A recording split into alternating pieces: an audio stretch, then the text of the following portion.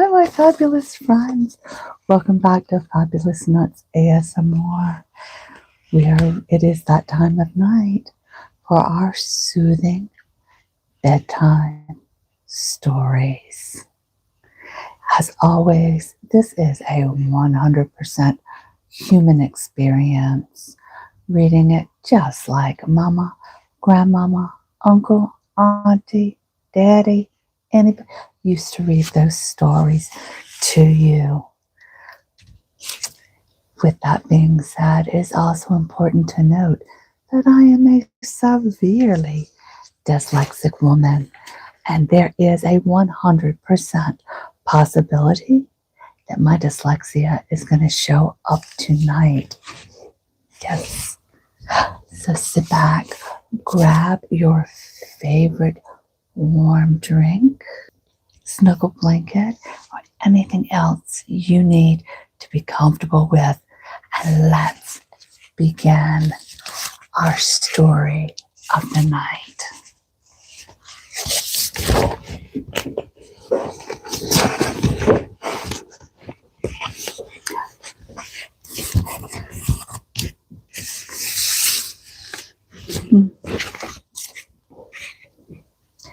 The Princess on the Glass Hill by Sir George Webbe, Dasent. Once on a time, there was a man who had a meadow which lay high up on a hillside, and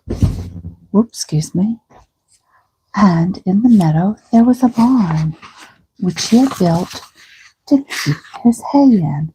Now, I must tell you, welcome in.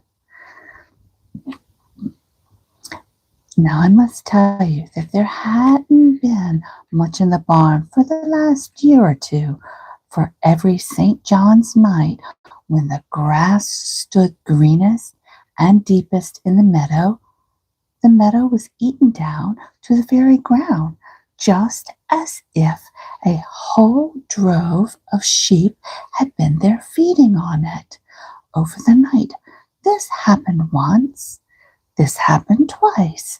So at last the man grew weary of losing his crop of hay, and said to his sons, for the three of them, the youngest was nicknamed Boots, of course, that now one of them must go and sleep in the barn in the outlying field when St. John's night came, for it was too good a joke that his grass should be eaten root and blade this year as it had been in the last 2 years. So whichever of them must keep a sharp lookout. That was what their father said. Well, welcome in.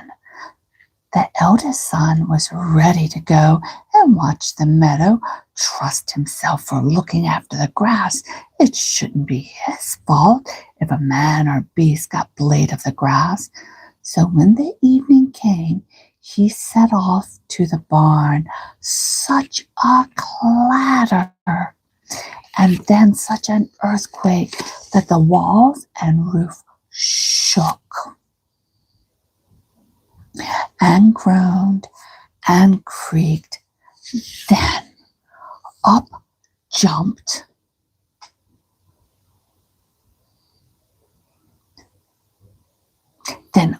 the lad and took his heels as fast as he could, nor dared he look around till he reached home.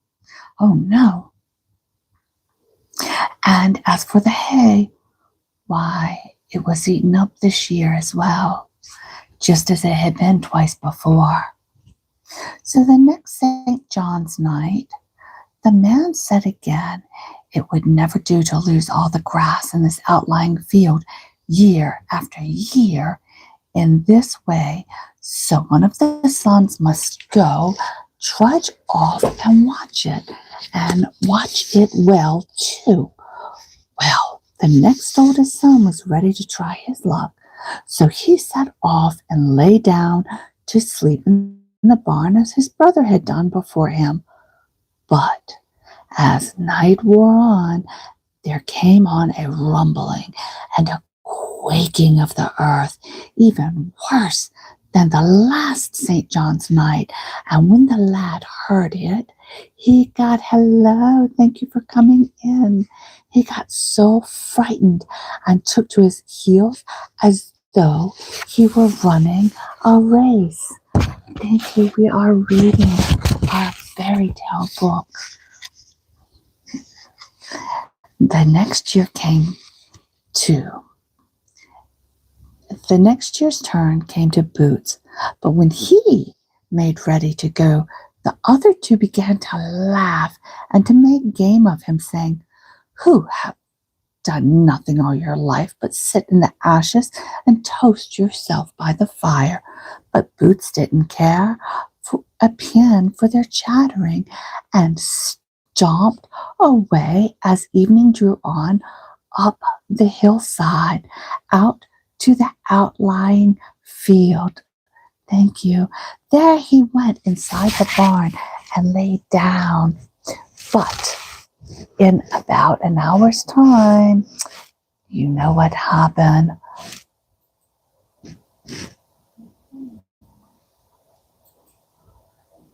The barn, trying to get that off. The barn began to groan and creak so that it was a dreadful sound.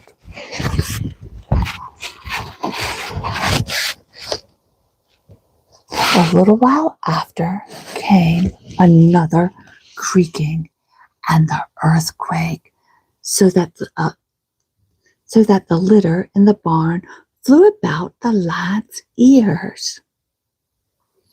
"Oh," said Boots to himself, if that isn't the worst than this, I dare say I can stand it out."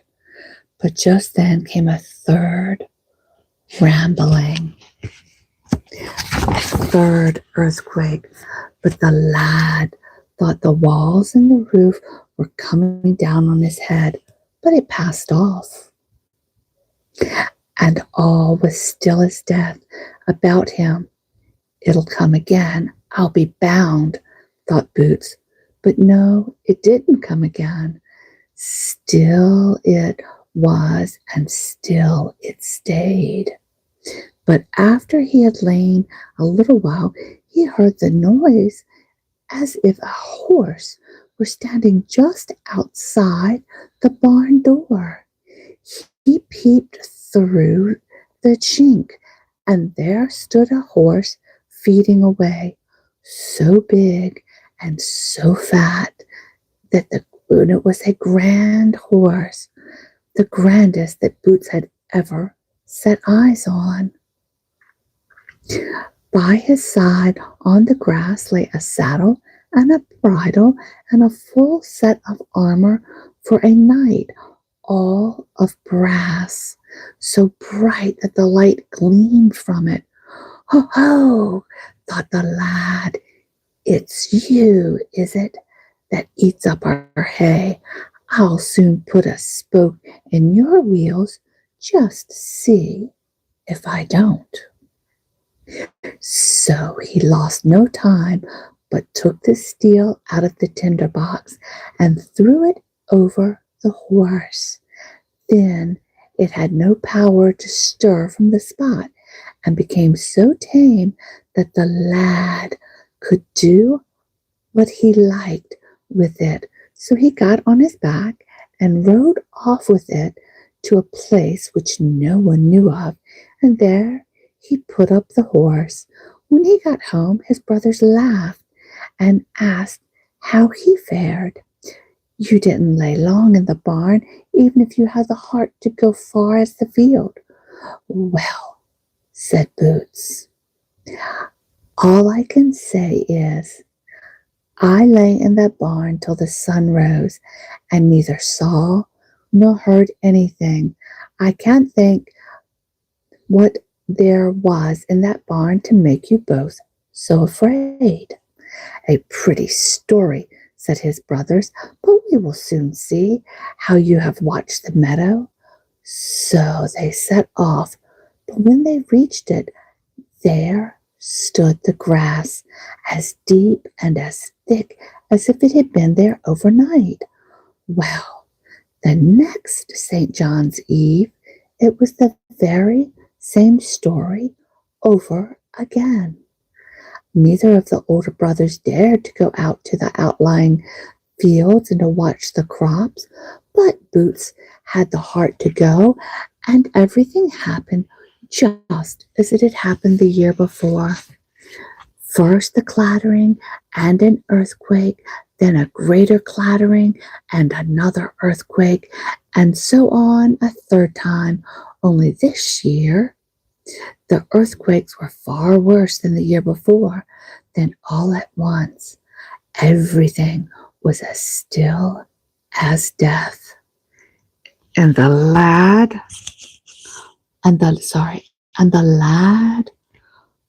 peeped through the chink, and what do you think he saw? Why, another horse, standing right up against the wall and chewing and chomping with a might and a main. It was far finer and fatter than that which had come the year before, and it had a saddle on its back and a bridle on its neck, and a full suit of mail for a knight lay by its side, all of silver, and as grand as you would wish to see. "Ho, ho!" said Boots to himself. "It is you that gobbles up our hay, is it? I'll soon put a spoke in your wheel." And with that, he took the steel out of the tinder box, threw it over the horse, which stood on its lamb. Well, the lad rode this horse too to the hiding place where he kept the other one, and went on home. "I suppose you'll tell us," said one of the brother, "that there's a finer crop this year up at the hayfield." "Well, so there is," said Boots, and off ran the others to see. But there stood the grass, thick and as deep as the year before, but it didn't give Boots softer words for all that. Now, when the third St. John's Eve came, the two older still hadn't the heart to go out and lie in the barn and watch the grass, for they had got so scared at heart the night they lay there before. But Boots, he dared to go. And make a long story short, the very same thing happened this time as it happened twice before. The earthquakes came, and the others each worse than the first, which went before, and then the last came. The lad danced about with shock from one barn wall to the other, and after that, all at once, he heard the chomping again. He looked through the door chink and peeped out, and there stood a horse close outside, far, far bigger and fatter than the other two he had taken. "Ho, ho," said the lad to himself. It is. I told you my dyslexia would pop up. It's you, is it, that comes here eating up our hay? I'll soon stop that. I'll soon put a spoke in your wheel." So he caught up his steel and threw it over the horse's neck, and in a trice it stood as if it were nailed, and Boots could do as he pleased with it. Then he rode off with it to the hiding place where he kept the other two, and he went home. When he got home, his two brothers made game of him as they had done before, saying they could see he had watched the grass well, for he looked for all the world as if he were walking in his sleep, and many other spiteful things they said, but Boots gave no heed to them. He only asked them to go and see for themselves, and when they went, there stood the grass as fine and deep this time as it had been twice before. Now, you must know that the king of the country where Boots lived had a daughter, whom he would only give to the man who could ride up over the hill of glass. For there was a high, high, high hill, all of glass, as smooth and slippery as ice.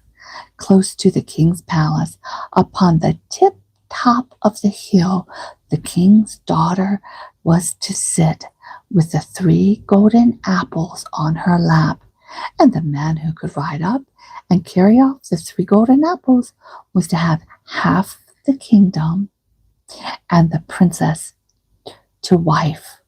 This the king had stuck up on all the church doors in his realm, and had given it out in many other kingdoms besides.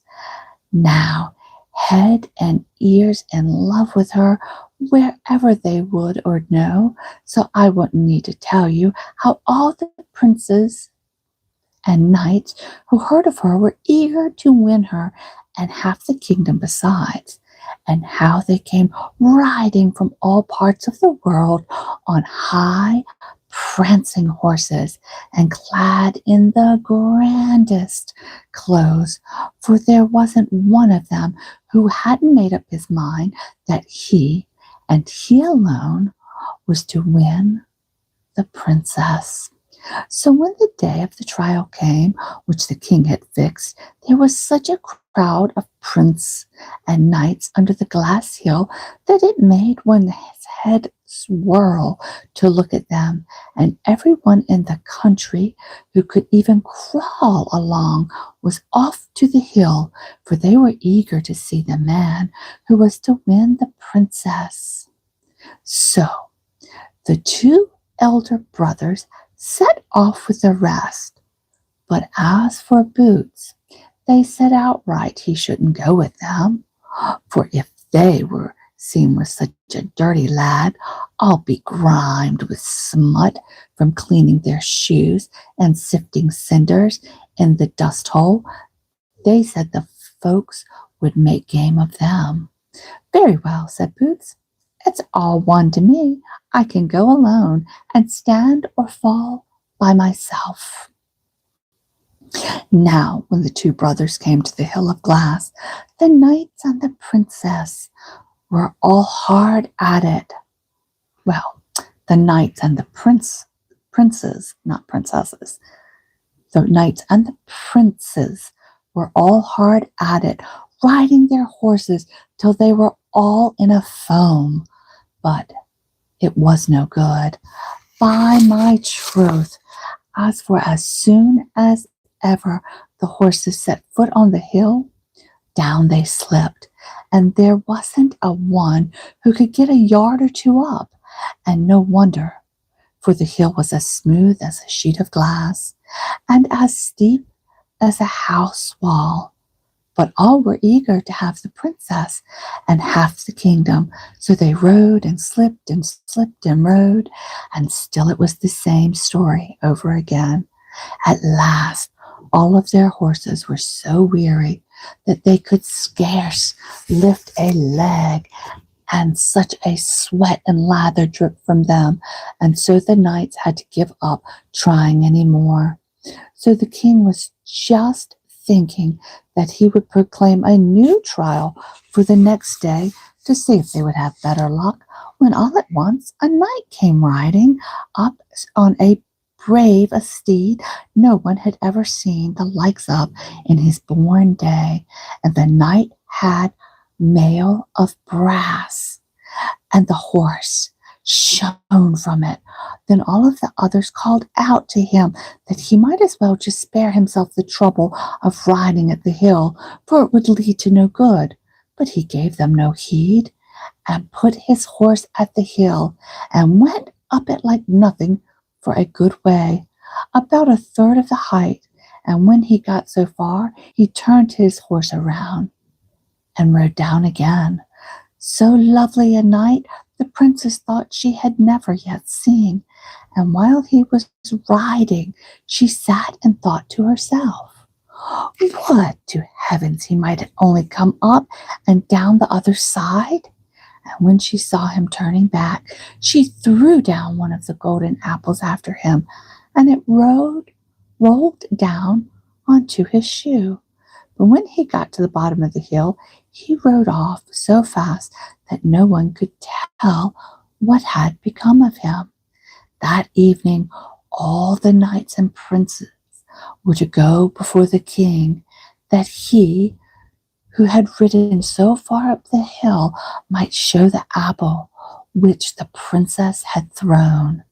But there was no one who had anything to show. One after the other, they all came, but not a man could show the apple.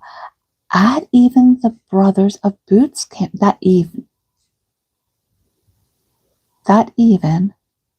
The brothers of Boots came home too, and had such a long story to tell about riding up the hill.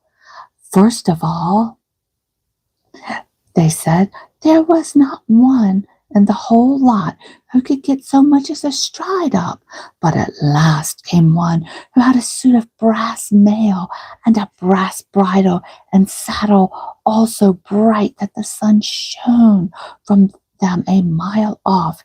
He was a chap to ride just. He rode a third of the way up the glass, and he could have easily ridden the whole way up if he chose, but he turned around and rode down, thinking maybe that was enough for once.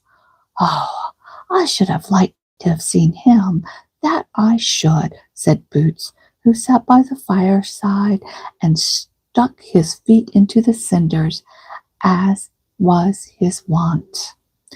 Oh, said the brothers, you would. You look fit to keep company with such a high lord, dirty fellow that you are, sitting there among the ashes.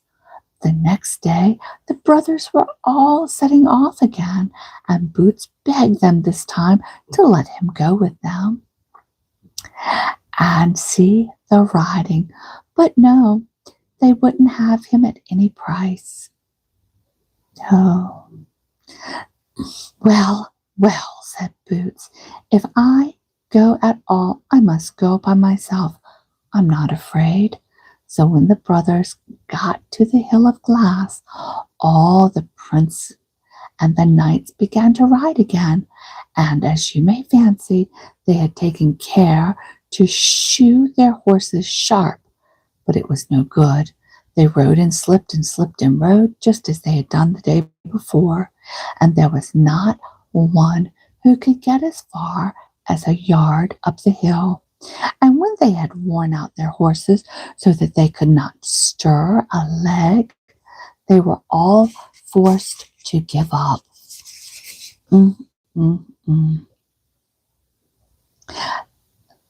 So the king thought he might as well proclaim that the riding should take place the day after for the last time, just to give them one more chance.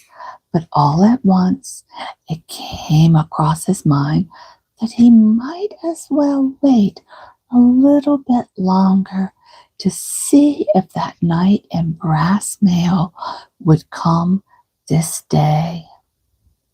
Well, they saw nothing of him, but all at once came riding on a steed far, far braver and finer than that which the knight in brass had ridden, and he had silver mail and a silver saddle, all so bright that the sunbeams gleamed and glanced far away. Then the others shouted out to him, saying that he might as well hold hard and not try to ride up the hill. For all his trouble, he would be thrown away.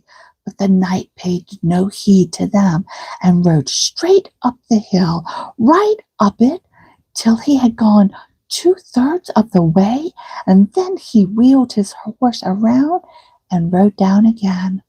To tell the truth, the princess liked him still better than the knight in brass.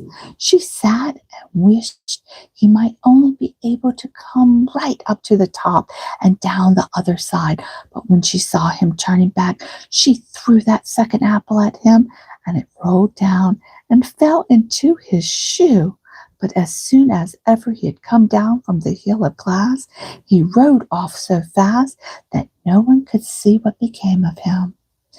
And at even, when all were to go home, to go before the king and the princess, that he who had the golden apple might show it, and that went one after the other, but there was no one who had any apple to show.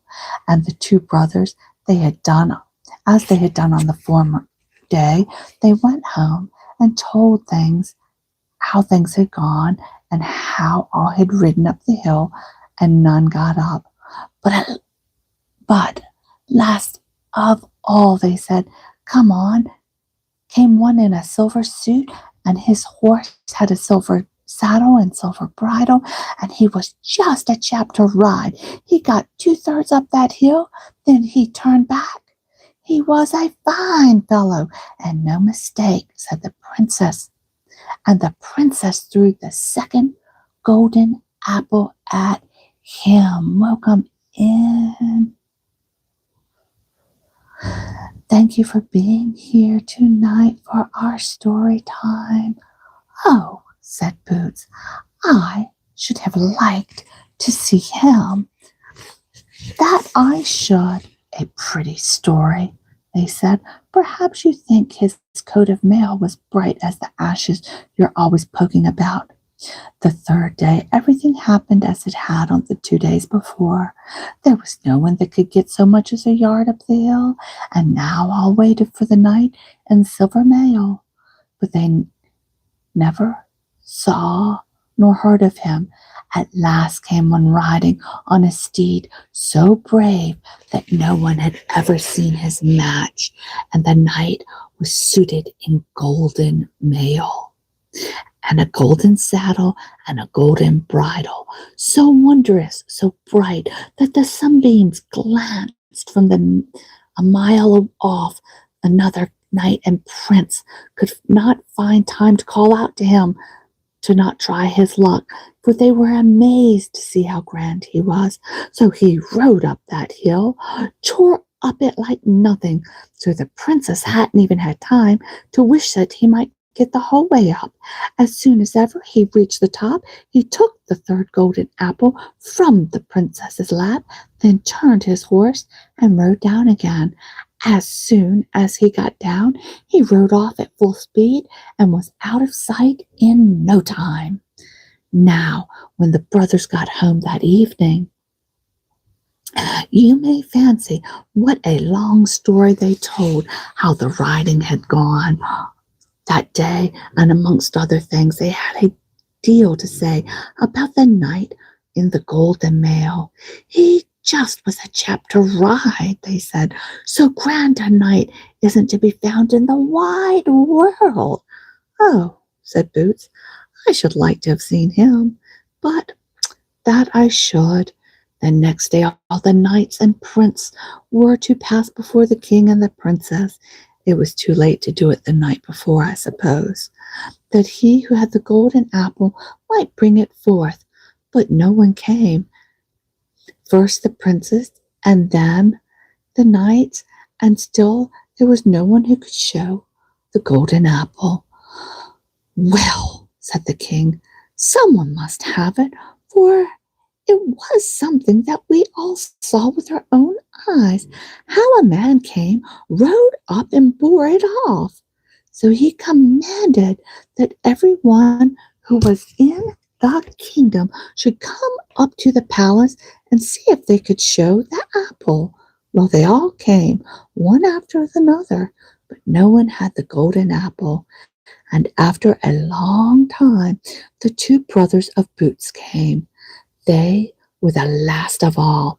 So the king asked them if there was no one else in the kingdom who hadn't come. Welcome on in. Thank you for being here. Sure would appreciate a thumbs up. Oh, yes, they said, we have a brother, but he never carried off a golden apple. He hasn't stirred out of the dust hole on any of the 3 days. Never mind that, said the king. He may as well come up to the palace like the rest. So Boots had to go up to the palace. How now, said the king. Have you got the golden apple? Speak out. Yes, I have, said Boots. Here is the first, here is the second, and here is the third too. And with that, he pulled all three golden apples out of his pocket and at the same time threw off his sooty rags, and before them in his gleaming golden mail. Yes, said the king, you shall have my daughter and half of my kingdom, for you well deserve both her and it. So they got ready for the wedding, and Boots got the princess to his wife, and there was great merrymaking at the bridal feast. You may fancy, for they could all be merry, though they couldn't ride up the hill of glass. And all I can say is if they haven't left off their merrymaking yet, why, they're still at it. Thank you all for being here. Our next story, let me get a sip. That is the end of our first reading. Guys, do you have your warm drinks?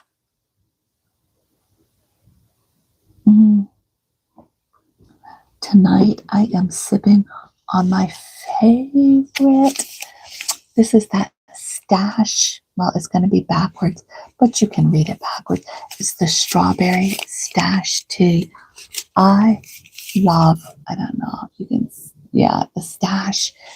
It is so good.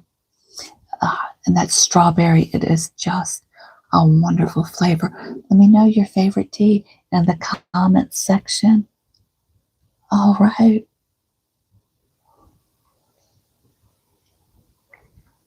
Sassy memories. Thank you. Rehan, thank you for coming in. We got Village King. We got Paige. Let us continue. This next one is a United States story. This one is The Pert Fire Engine. I forgot to charge my mic, so I keep checking the green. Okay. There were many fire engines, members of the fire department of the city, but all of the number, the most ill-behaved, the most disreputable little number was the little number 4. He was known all over the city as the black sheep of the flock, and everyone knew the stories of his mischief. In spite of his evil deeds, he was a very handsome machine, wearing a pretty coat of enamel. All his fittings were nickeled so that they shone like silver buttons. He always had silken hose, too, for he was very rich. But he usually was the last engine at the fire, and he was always sure to shirk. He would hold back when he was signaled to play away 4, and he would squirt a stream strong enough to drench the chief. When he should have held back, he consumed an enormous amount of the most expensive fuel, and he wheezed, and he puffed, till all the air shook with vibrations. He could have been the best engine in the fire department if he had wanted to, but he didn't. Oh, no, he didn't. So the people of the city were not very much surprised when they heard that number 4 had run away. They hoped only that he would stay away, for they could get along much better without him. He's more trouble than he's worth, said the old ladder cart. I've been tempted more than once to fall on him and break his boiler. He wouldn't even have his hose darned, because he prefers it to leak all over the streets. For a few weeks, number 4 enjoyed his truancy. He spent most of his time down by a lake a little outside the city, and there he amused himself. Welcome in, Hannah. Thank you for being here. He amused himself. We are reading about a fire engine by going swimming and squirting water all over himself like an elephant till he shone brilliantly in the sunshine. When he was tired of that, he went around to all the fire houses.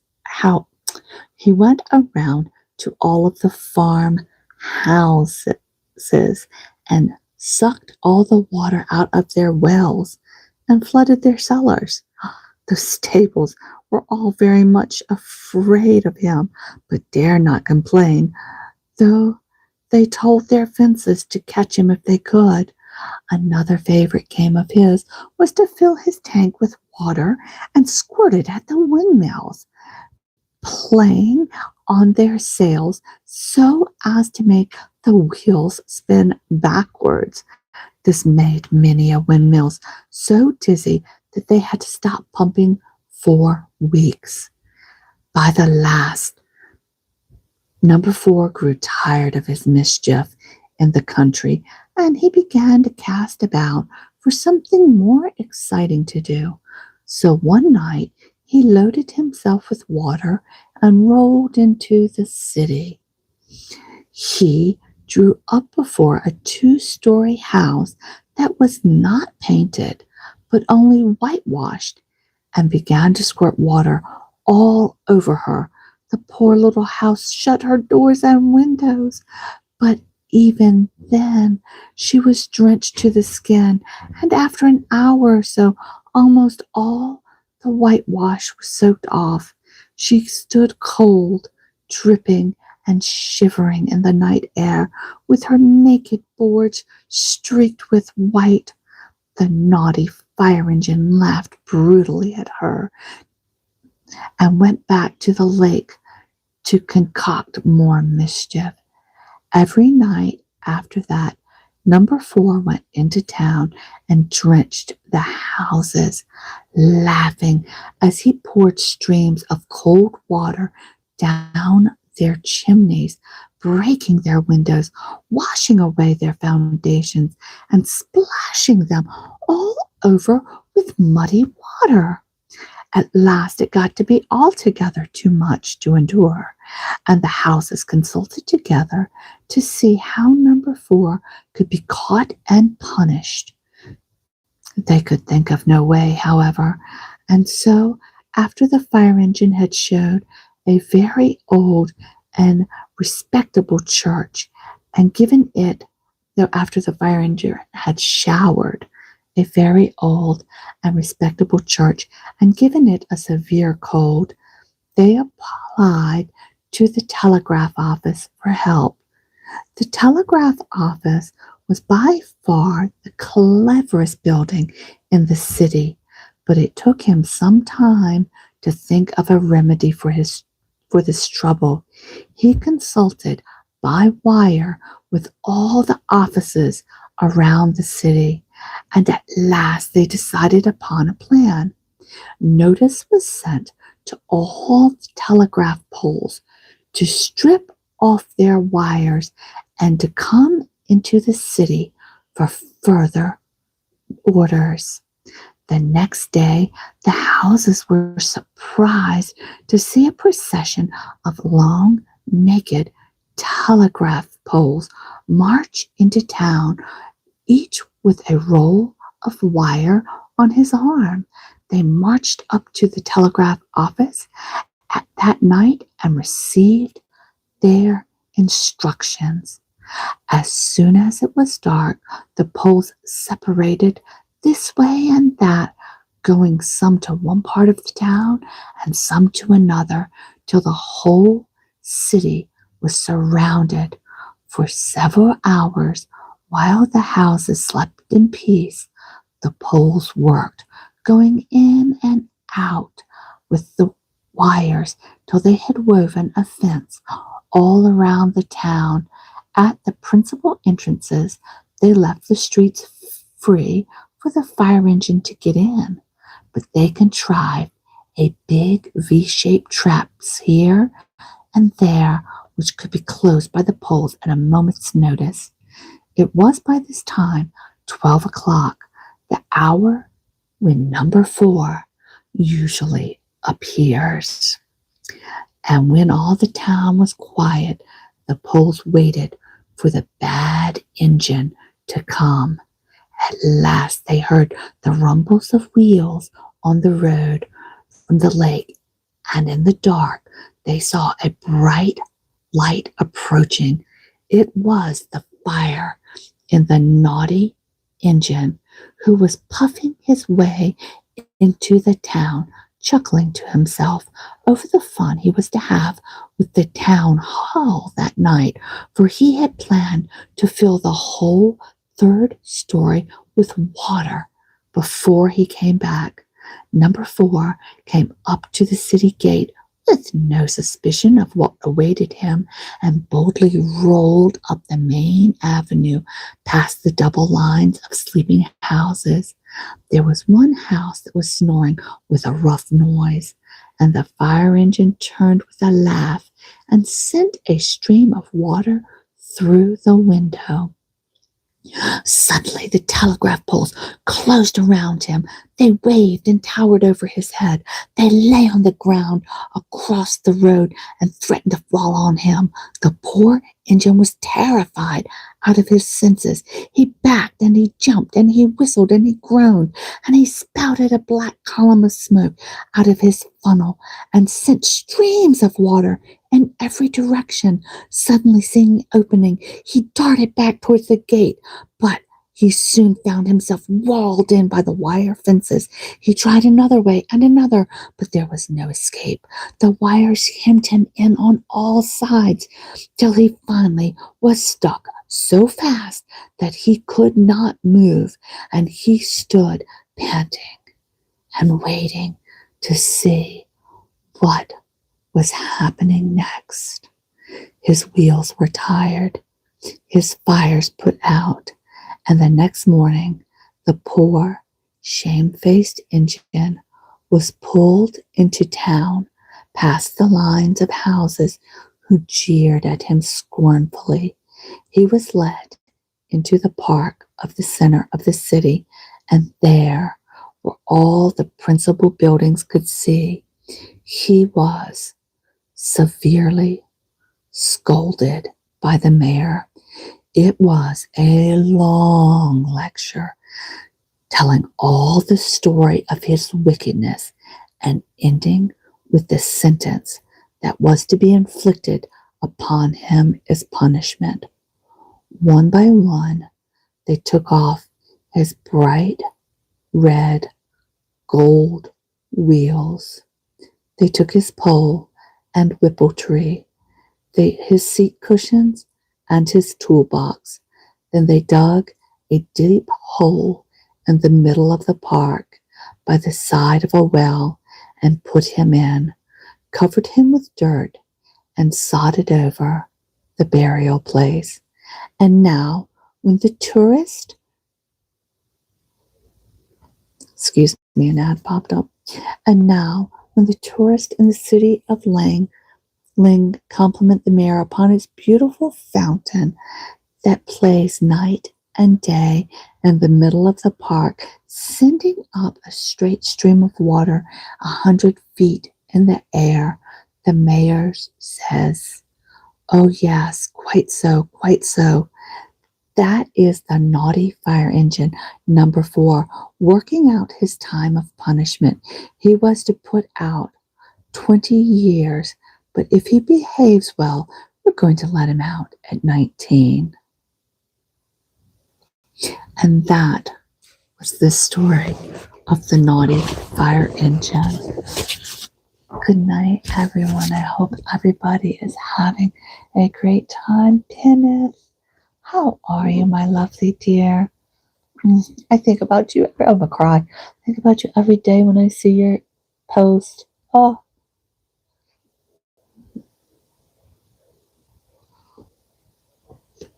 I am drinking my Stash strawberry tea. I love it. All right, let us continue. Here's another one. In the description, you'll find all of the stories. You can't even see my book behind the computer. All of the stories with the country. Oh, sorry. All of the stories with the country of origin. So let's begin. The Marvelous Pot by Christian Bay. Out where the land was poor, there stood a small cottage. Excuse me. Let me start over. I got a little itch on my nose. The Marvelous Pot. Out where the land was poor, there stood a small cottage. The roof was so low that one could hardly see it from the road. In this cottage lived a man and his wife. They were so poor that they couldn't afford to keep more than one cow, and yet they were honest and worthy. Times became worse and worse. They sold their furniture and lived on the bare floor. An ugly old man in town bought their poor little things, but refused to pay for them. That was his way of treating the poor. He cheated them by putting sawdust in the flour that he sold them, and he took their very last cent for sugar so mixed with salt that it wouldn't sweeten anything. The poor people didn't know what to do, for their children had to go hungry. At last they made up their mind to sell the cow, and the man started for town, leading Bossy by a rope. As he walked along the road, a stranger hailed him and asked if he wanted to sell the cow. "I'll take $20 for her," answered the man. "All my money is gone," said the stranger. "But look here, I'll give you a little thing which is worth more than $20. Here's a pot. I'll give you that for your cow." And he pulled out an old pot with 3 legs and a handle. "A pot?" said the poor man. "What good would that pot do me for when my family has nothing to put in it? Do you think one gets anything out of a pot without putting something into it?" Well, just then the 3-legged pot began to talk. take me, it said. "I'll get food enough for you and all your family." When the poor man heard that, he thought that if the pot could speak, it might even do more. So he closed the bargain and took the pot. He brought it home, and when he returned to the cottage, he first went to the stall where the good old cow had stood, for he was sorry that he had lost her. Then he tied the pot where the cow had been and went in the house. "Did you sell the cow?" asked his wife. "Yes," he said. "That is well," remarked the wife. "The money you got will last a long time if we can get some honest flour and sugar of the rich merchant." Then the man had to confess that he had received no money for the cow. "Dear me, what did you get then?" He told her to go and look in the stall. When the wife saw the iron pot, she scolded her husband roundly. "What a blockhead!" she cried. "Why didn't I take the cow to town myself? I've never heard of such foolishness, to sell a good cow for an old iron pot." Clean me, and put me on the fire," cried the pot at once. The woman was dumb for wonder. Can you speak? Are you alive?" she asked at last. "Come and see," said the pot. So the woman took the pot, scrubbed and cleaned it, and put it on the fire. I skip, cried the pot. "How far do you skip?" said the woman. "To the house of the rich man," cried the pot. "Here I go." Lackey lady, and off it went on its 3 small legs up the road. The rich merchant lived in the middle of town in a great house. His wife was in the kitchen baking bread when the pot came puttering in, jumped on the table, and stood there, stock still. "Well," exclaimed the rich man's wife, "I call that luck.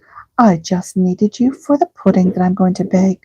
So she put all kinds of good things into the pot: fine flour, sweet sugar, a lot of butter, raisins, almonds, and a good pinch of spice for flavoring. At last, when the pot was full of rich and savory dough, she tried to take it by the handle to put it in the oven, but lucky, lucky, lucky lady, lucky-day, lucky-day, lucky-day, went the three short legs, and the pot was soon out of the door. Dear me, screamed the woman, where are you going with my fine pudding? To the poor man's home, to the poor man's home, said the pot, and off he went in earnest. When the poor people saw the pot as it skipped into their room with the pudding, they were very glad. The man asked his wife if she didn't think the bargain turned out very well. She said she was pleased indeed, and begged his pardon for the hard words she had used. They made a fine meal of the pudding, and the children had all they could eat. And the next morning the pot cried again, I skip, I skip. How far do you skip? They asked. To the rich man's barn, to the rich man's barn, it shouted, and off it went. It came to the rich man's barn, stopped at the gate, and there were some men inside threshing wheat. Look at the black pot, they said. Let's see how much it will hold. For they poured a bushel of wheat into it. The pot held it all, and there was still space left. Another bushel went in, but even this did not fill the pot. So they threw in every grain of wheat they had. When there was no more left, the legs began to move and said, Lackaday, lackaday, lackaday, lackaday. And the pot was off up the road again. Stop, cried the men. Where do you go with all of our wheat? To the poor man's home, to the poor man's home, cried the pot, and off it went. The next morning the pot came skipping up the old road, and the sun was out, the bird bathed in the brook, and the air was so warm that the rich merchant had spread his money on the table near an open window to prevent the gold from becoming tarnished. All at once the pot stood at the window-sill, and as the man counted his money, he made it skip and bound and stood right beside him. He could not imagine where the pot came from, but thought it would be a good place to put his money as he counted it. So he threw in one handful after another until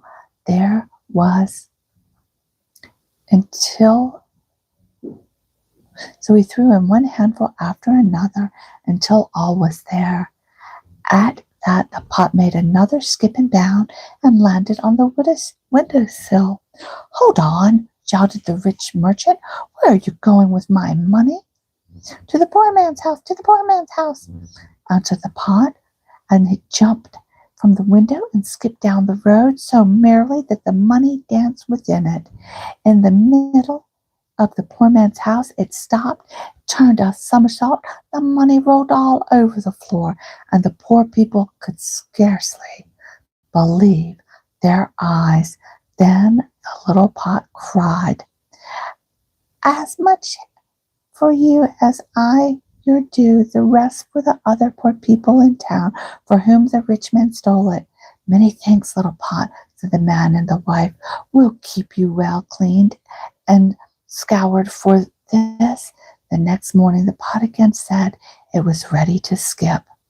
How far do you skip? Said the farmer's family. To the rich man's house, to the rich man's house. And it was off again. It never stopped until it stood right in the middle of the rich man's office. As soon as he saw it, he cried, There's the black pot that carried off our pudding, our wheat, and all our money. Here, you, give me back all the things you took from me. You took them from the poor people all over town. Now it goes back to whom it belongs. Make your money honestly, or you'll keep it. Goodbye. The three short legs began to move. Hold on, yelled the merchant. He flung himself squarely on the pot to hold it, But the pot kept on moving. I skip, cried the pot. Skip to the North Pole if you wish, shrieked the merchant.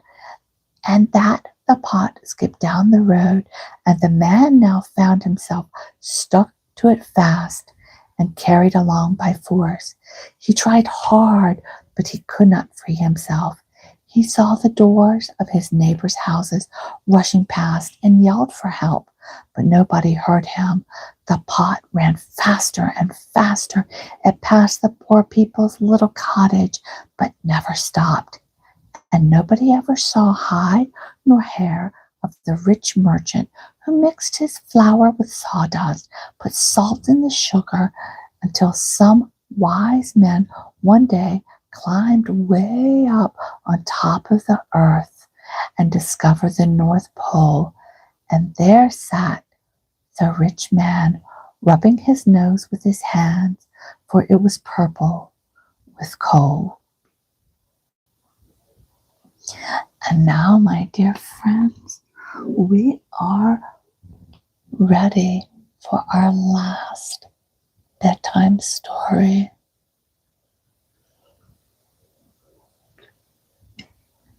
Thank you all for coming over and visiting with me and making me part of your Sunday, Tuesday, and Thursday bedtime relaxation routine. I sure do appreciate it. This is such a part of my history and my culture. Have been reading and being read to every night of the stories I could tell. But we're reading my book House by, this story is called Daniel O'Rourke, and it is an adaptation from T. Crofton Croker. It's an Irish story. People may have heard of the renowned adventures of Daniel O'Rourke, but few there who know that the cause of all his perils above and below was neither more nor less than his having slept under the walls of the tower, of Pucka's tower. An old man was he at the time he told the story. With his gray hair and red nose, he sat smoking his pipe under a poplar tree on a fine an evening as ever shone from the sky.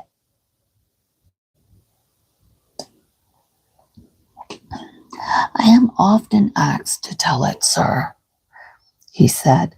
The master's son, you see, had come from beyond foreign parts of France and Spain, a young gentleman used to do, and sure enough there was dinner given to the people on the ground, gentle and simple, high, low, rich and poor. Well, he had everything of the best, and plenty of it, and it was in the wee small hours of the morn that I left the place. Just as I was crossing the stepping stones of the ford of the valley, I heard the Pucka's tower, and looked up at the stars, whistling to keep awake. I missed my foot, and soused I fell in the water. I thought, it's to drown I'm going to be. However, I began swimming away for dear life, till at last I got ashore, somehow or another, but never one me can tell how. On a desert island, I wandered and wandered about without knowing where I wandered, until at last I got to a big bog. The moon was shining as bright as day, and I looked east, I looked west, I looked north, and I looked south, and every way, and nothing did I see but bog, bog, bog. So I sat upon a stone, and I began to scratch my head, for sure and certain, I think, ere the end of Daniel O'Rourke. And I began to sing a song, when all of a sudden the moon grew black. I looked up and I saw something for all the world as if it were moving down between me and it, and I could not tell what it was. Down it came with a pounce and looked me full in the face. And what was it but an eagle, as fine a one as ever flew from the kingdom of Kerry? So he looked me in the face and says to me, Daniel O'Rourke, he says, how do you do? Very well, I thank you, sir, says I hope you're well. Wandering out of my senses all the time, how an eagle came to speak like a Christian. What brings you here, Dan? Says he. Nothing at all, sir, says I. Only I wish us safe home again. Is it out of the bog you want to go, Dan? Says he. 'Tis, sir, says I. Dan, says he after a minute thought, as you're a decent, sober man, who never flings stones at me, nor mind my life for yours, says he, get up on my back, grip me well, and I'll fly you out of the bog. I'm afraid, says I, your honor's making game of me, for whoever's heard of riding a horseback on an eagle before? Upon the honor of a gentleman, says he, putting his right foot on his breast, I am quite earnest. So now take my offer or starve in the bog. I had no choice. So thinks I to myself, faint heart never won fair lady. I think, your honors, says I, for a kind offer. I therefore mounted on the back of the eagle and held him tight enough by the throat, and up he flew in the air like a lark. Little I knew the trick he was going to serve me. Up, up, up. God knows how far he flew. Why then, I said to him, thinking he did not know the right road home, very civilly, because why I was in his power entirely. Sir, says I, please in your honor's glory, with a humbling submission of your better judgment, if you'd fly down a bit, you're just now in from my cabin, and I could be put down there, and many thanks to your worship. Ah, Dan, says he, do you think me a fool? Hold your tongue and mind your own business, and don't be interfering with the business of other people. Faith, this is my business, I think, says I. Where in the world are you going, sir? Be quiet, Dan, says he, and bedad he flew on and on. Well, sir, where should we come to at last but to the moon itself? Now, you can't see it from here, but there is, or there was in my time, a reaping-looking sickle out of the side of the moon. Dan, says the eagle, I'm tired with this long fly. I had no notion 'twas so far. Why, my lord, says I, who in the world asked you to fly so far? Was it I? Did I not beg and pray and beseech you to stop half an hour ago? There's no use talking, Dan, says he. I am tired bad enough, so you must get off. Sit down on the moon till I rest myself. Is it sitting down upon a little rod thing? Said I. Why, then I'd sure fall off in a minute and be split and smashed entirely. You are a vile deceiver, so you are. Not at all, Dan, says he. You can catch fast hold of the reaping hook that's sticking out of the side of the moon, and 'twill keep you up. I won't, then, said I. Maybe not, he said quiet, but if you don't, my man, I shall give you a shake and one slap of my wing and send you down smashing to the ground. Why then, I'm in a fine way, I say to myself, ever to have come along with the likes of you, and so telling him plain to his face I thought him what I thought of him, but in Irish for fear he'd know what I said. I got off his back with a heavy heart, took hold of the reaping hook, and sat down upon the moon. When he had me there fairly landed, he turned about on me and said, Good morning to you, Dan O'Rourke, he says. I think I've nicked you fairly now. You robbed my nest last year, and in return you're freely welcome to cool your heels dangling upon this moon. Is this how you leave me, you brute? I say, you ugly, unnatural beast. Well, 'twas to no manner of use. He spread out his great wings, burst out a laugh, and flew away like lightning. I bawled after him to stop, but I might have called and bawled forever without his minding me. Anyway, he went, and I never saw him from that day to this. You may be sure I was in a condition and kept roaring out for bare grief, when all at once a door opened right in the middle of the moon, cracking in its hinges as if it had not been opened in months. I suppose they never thought of greasing them. And there out walks, who do you think, but the man on the moon himself. I knew him by his brush. Good morrow to you, Dan O'Rourke, he says. How do you do?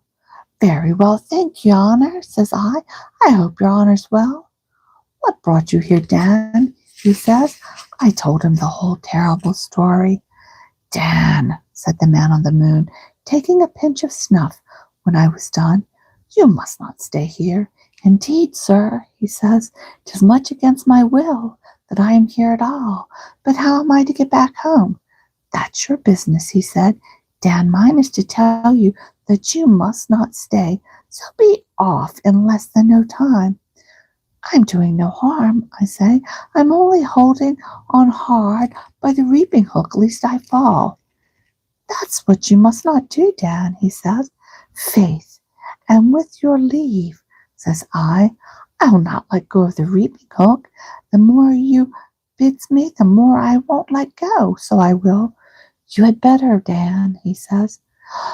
Why then, my little fellow, says I, the whole weight of him, with my eye from head to foot, there are 2 words to that bargain, and I not budge. Well, we'll see how that is to be, says he, and back he went, giving the door such a great bang after him, for it was plain he was huffed, and that I thought the moon and I would fall down with it.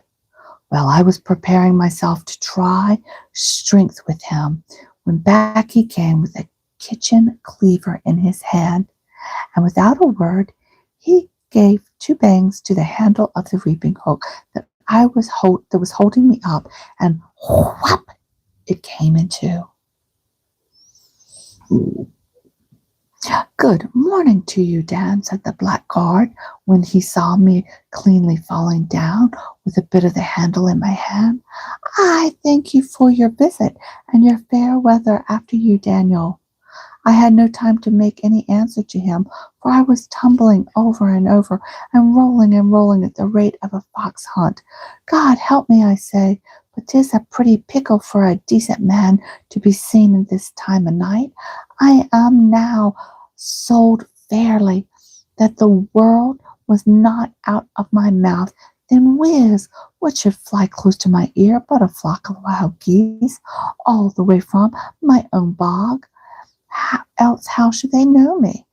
The odd gander, who was the general, turning about his head, cried out to me, Is that you, Dan? The same, said I. Good morrow to you, says he. Daniel O'Rourke, how are you in health this morning? Very well, sir, says I. Thank you kindly, drawing my breath, for I was mightily in want of some. I hope your honour's the same. I think 'tis falling you are, Dan, he says.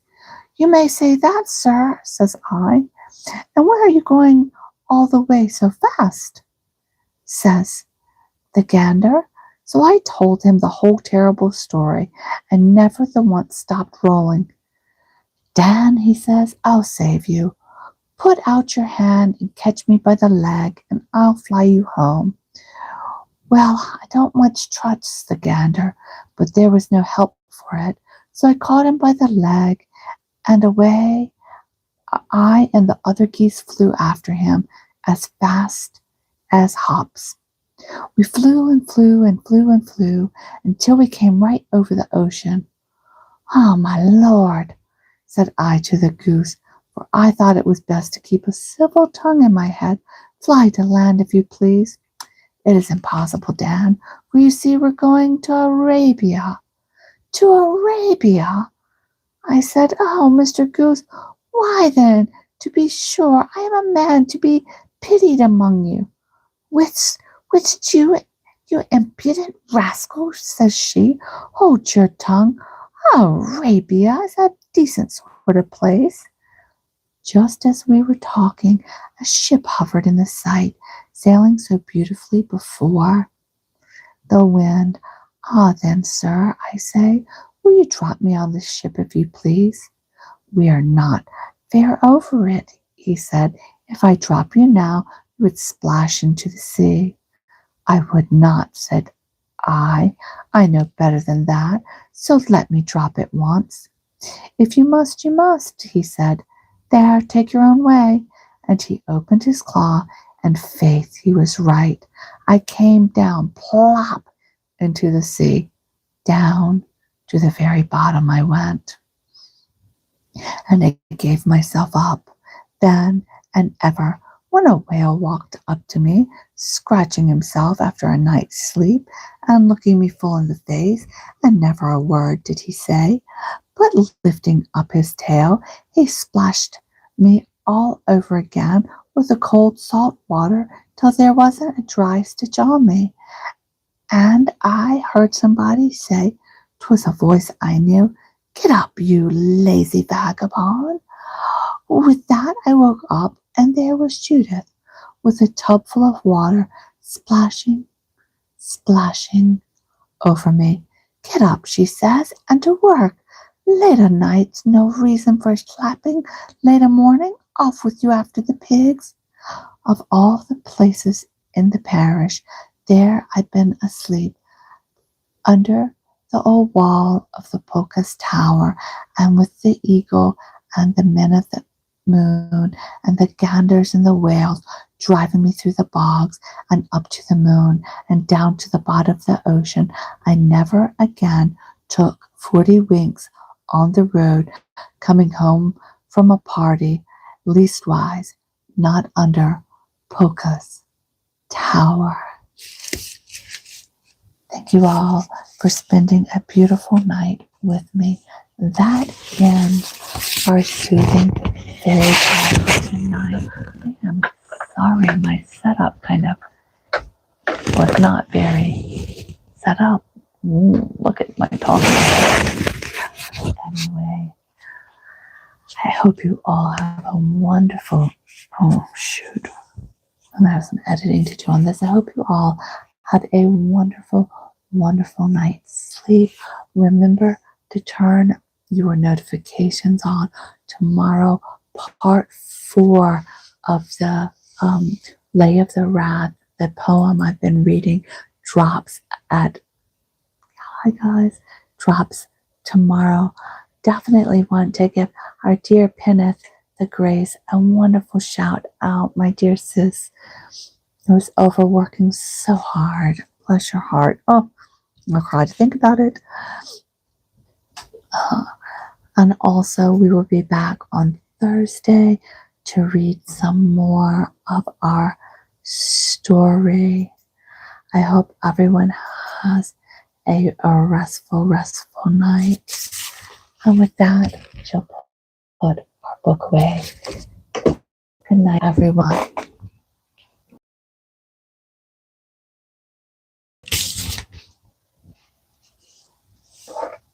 Until Thursday, have a great night's sleep.